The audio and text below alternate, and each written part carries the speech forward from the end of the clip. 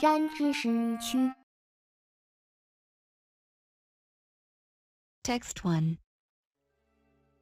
In order to change lives for the better and reduce dependency, George Osborne, Chancellor of the Exchequer, introduced the upfront work search scheme. Only if the jobless arrive at the job center with a CV, register for online job search, and start looking for work will they be eligible for benefit, and then they should report weekly rather than fortnightly. What could be more reasonable? More apparent reasonableness followed. There will now be a 7-day wait for the job seeker's allowance. Those first few days should be spent looking for work, not looking to sig in on, he claimed. We're doing these things because we know they help people stay off benefits and help those on benefits get into work faster. Help? Really? On first hearing, this was the socially concerned chancellor, trying to change lives for the better, complete with reforms to an obviously indulgent system that demands too little effort from the newly unemployed to find work, and subsidizes laziness. What motivated him, we were to understand, was his zeal for fundamental fairness, protecting the taxpayer, controlling spending, and ensuring that only the most deserving claimants received their benefits. Losing a job is hurting. You don't skip down to the job center with a song in your heart, delighted at the prospect of doubling your income from the generous state. It is financially terrifying, psychologically embarrassing, and you know that support is minimal and extraordinarily hard to get. You are now not wanted. You are now excluded from the work environment that offers purpose and structure in your life. Worse, the crucial income to feed yourself and your family and pay the bills has disappeared. Ask anyone newly unemployed what they want, and the answer is always, a job. But in Osborneland, your first instinct is to fall into dependency, permanent dependency, if you can get it, supported by a state only too ready to indulge your falsehood. It is as though 20 years of ever tougher reforms of the job search and benefit administration system never happened. The principle of British welfare is no longer that you can insure yourself against the risk of unemployment and receive unconditional payments if the disaster happens.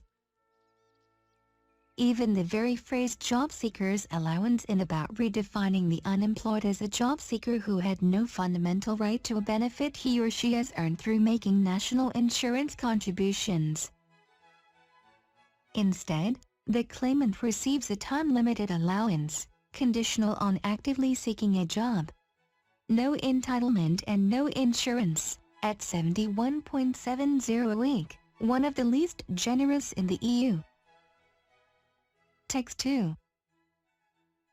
All around the world, lawyers generate more hostility than the members of any other profession, with the possible exception of journalism. But there are few places where clients have more grounds for complaint than America. During the decade before the economic crisis, spending on legal services in America grew twice as fast as inflation. The best lawyers made skyscrapers full of money, tempting ever more students to pile into law schools. But most law graduates never get a big-firm job. Many of them instead become the kind of nuisance lawsuit filer that makes the tort system a costly nightmare. There are many reasons for this. One is the excessive costs of a legal education. There is just one path for a lawyer in most American states: a 4-year undergraduate degree in some unrelated subject, then a 3-year law degree at one of 200 law schools authorized by the American Bar Association, and an expensive preparation for the bar exam. This leaves today's average law school graduate with $100,000 of debt on top of undergraduate debts. law school debt means that they have to work fearsomely hard. Reforming the system would help both lawyers and their customers. Sensible ideas have been around for a long time, but the state-level bodies that govern the profession have been too conservative to implement them. One idea is to allow people to study law as an undergraduate degree. Another is to let students sit for the bar after only 2 years of law school. If the bar exam is truly a STEM enough test for a would-be lawyer, those who can sit it earlier should be allowed to do so. Students who do not need the extra training could cut their debt mountain by a third. The other reason why costs are so high is the restrictive guild-like ownership structure of the business. Except in the District of Columbia, non-lawyers may not own any share of a law firm. This keeps fees high and innovation slow. There is pressure for change from within the profession, but opponents of change among the regulators insist that keeping outsiders out of a law firm isolates lawyers from the pressure to make money rather than serve clients ethically. In fact, allowing non-lawyers to own shares in law firms would reduce costs and improve services to customers, by encouraging law firms to use technology and to employ professional managers to focus on improving firms' efficiency. After all, other countries, such as Australia and Britain, have started liberalizing their legal professions. America should follow. Text 3. The $3 million Fundamental Physics Prize is indeed an interesting experiment, as Alexander Polyakov said when he accepted this year's award in March. And it is far from the only one of its type. As a news feature article in Nature discusses, a string of lucrative awards for researchers have joined the Nobel Prizes in recent years. Many, like the Fundamental Physics Prize, are funded from the telephone number-sized bank accounts of Internet entrepreneurs.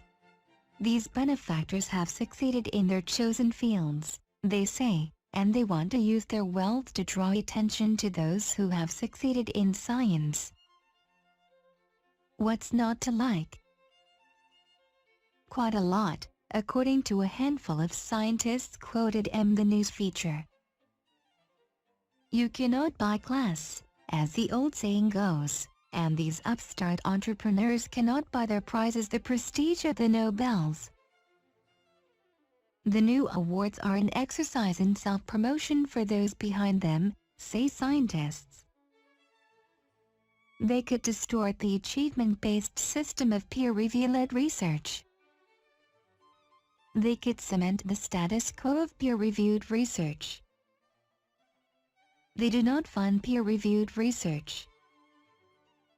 They perpetuate the myth of the lone genius.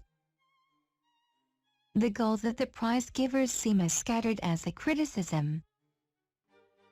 Some want to shock, others to draw people into science, or to better reward those who have made their careers in research. As Nature has pointed out before, there are some legitimate concerns about how science prizes both new and old are distributed. The Breakthrough Prize in Life Sciences, launched this year, takes an unrepresentative view of what the life sciences include. But the Nobel Foundation's limit of 3 recipients per prize, each of whom must still be living, has long been outgrown by the collaborative nature of modern research, as will be demonstrated by the inevitable row over who is ignored when it comes to acknowledging the discovery of the Higgs boson. The Nobels were, of course, themselves set up by a very rich individual who had decided what he wanted to do with his own money. Time, rather than intention, has given them legitimacy. As much as some scientists may complain about the new awards, 2 things seem clear. First, most researchers would accept such a prize if they were offered one. Second, it is surely a good thing that the money and attention come to science rather than go elsewhere. It is fair to criticize and question the mechanism that is the culture of research, after all, but it is the prize givers' money to do with as they please. It is wise to take such gifts with gratitude and grace. Text 4. The heart of the matter. The just-released report by the American Academy of Arts and Sciences, AAAS, deserves praise for affirming the importance of the humanities and social sciences to the prosperity and security of liberal democracy in America. Regrettably, however, the report's failure to address the true nature of the crisis facing liberal education may cause more harm than good. In 2010, leading congressional Democrats and Republicans sent letters to the AAAS asking that it identify actions that could be taken by federal, state and local governments, universities, foundations, educators, individual benefactors and others to maintain national excellence in humanities and social scientific scholarship and education. In response, the American Academy formed the Commission on the Humanities and Social Sciences. Among the Commission's 51 members are top-tier university presidents, scholars, lawyers, judges, and business executives, as well as prominent figures from diplomacy, filmmaking, music and journalism. The goals identified in the report are generally admirable. Because representative government presupposes an informed citizenry, the report supports full literacy, stresses the study of history and government, particularly American history and American government, and encourages the use of new digital technologies. To encourage innovation and competition, the report calls for increased investment in research, the crafting of coherent curricula that improves students' ability to solve problems and communicate effectively in the 21st century, increased funding for teachers and the encouragement of scholars to bring their learning to bear on the great challenges of the day. The report also advocates greater study of foreign languages, international affairs and the expansion of study abroad programs. Unfortunately, despite 2 years in the making, the heart of the matter never gets to the heart of the matter, the illiberal nature of liberal education at our leading colleges and universities.